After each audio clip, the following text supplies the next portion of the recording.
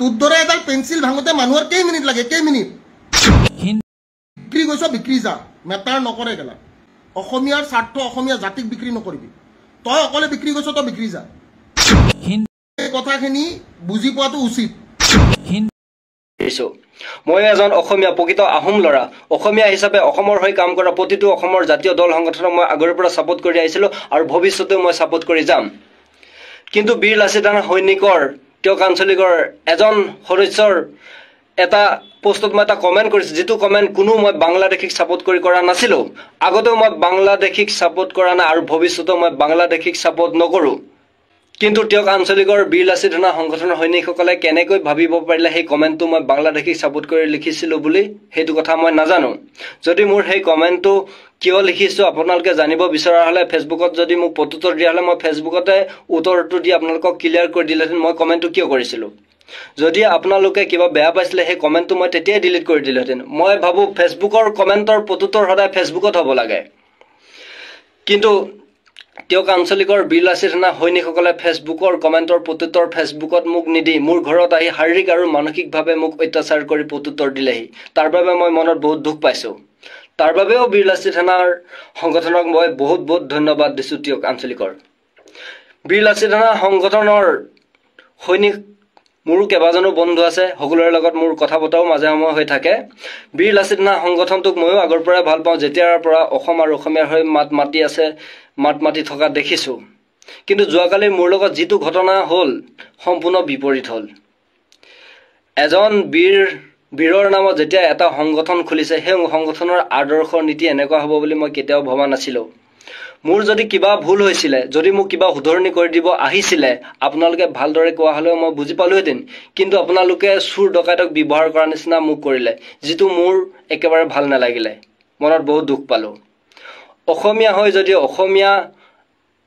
এনেকুৱা ব্যৱহাৰ কৰে আপোনালোকে অসমীয়া জাতি হৈ যদি কাম কৰিব লৈছে অসমীয়া জাতিক আপোনালোকে কেনেকৈ অসমীয়া এজন ল'ৰা কেনেকৈ আপোনালোকে এনেকুৱা কৰিব পাৰিছে তাৰ উত্তৰ কিন্তু মোৰ ওচৰত নাই আপোনালোকে ভালদৰে কোৱা হলেও মই বুজি পালো হয় ময়ো পঢ়া শুনা কৰা ল'ৰাই হাই স্কুল হাই সেকেন্ডাৰী বা কলেজৰ দুৱাৰদলিৰ ভিতৰত প্ৰৱেশ কৰি মই শিক্ষা গ্ৰহণ কৰিছো কিন্তু আপোনালোকে মোক যেটো ব্যৱহাৰ কৰিলে চুৰ ডকাইতৰ নিচিনা ব্যৱহাৰ কৰিলে তাৰ বাবে মই ভাল পোৱা নাই শৃংখল চলিয়া অকল মিয়া মুছলমানক অত্যাচাৰ কৰা নাই মোৰ খিলঞ্জীয়া আহোম ল'ৰা এজনৰ মুখৰ পৰা বাক্য শুনি আপোনালোকৰ মোৰ নুম থিয়ৰি উঠিব চাক তেখেতৰ ঘৰত সোমাই কেনেভাৱে অত্যাচাৰ কৰিছিল কোনটো কাৰণত অত্যাচাৰ কৰিছে হে শৃংখল চলিয়া অকল মিয়াসকলৰ লগত উৎপাত কৰি থকা নাই একাংশ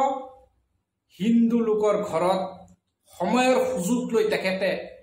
খিলঞ্জীয়া মানুহৰ ওপৰত উৎপাত লগাই দিছে আজি ৰাইজ আপোনালোকে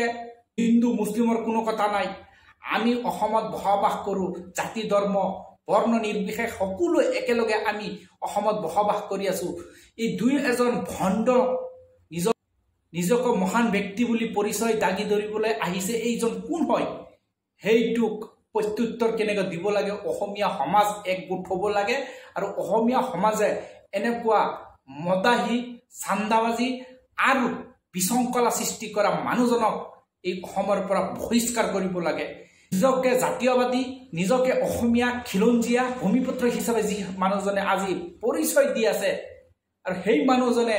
আজি অসমীয়াৰ ওপৰত চকু দি ৰংগা চকু দেখুৱাই আজি তেখেতে অসমীয়া যুৱকসকলক আজি আঁঠু খৰহাই তেখেতক মাৰপিট কৰি আছে তেখেতক অত্যাচাৰ কৰি আছে তেখেতক প্ৰতিষ্ঠা কৰি আছে গড়ৰ ভিতৰত সোমাই আজি বীৰ লাচিত ৰাণাৰ কিছুমান ল'ৰাসকলে আজি যেটো উৎপাত দেখাই আছে ওই অসমখনত এই অসমক এটা বিশৃংখলা সৃষ্টি কৰিবৰ বাবে এই বীৰ লাচিত ৰাণা নামৰ কিছুমান ল'ৰাসকলে যুৱকসকলে আজি যেটো ধান্দাবাজি আৰম্ভ কৰিছে হেইটো অতি শীঘ্ৰে বন্ধ হ'ব লাগে আৰু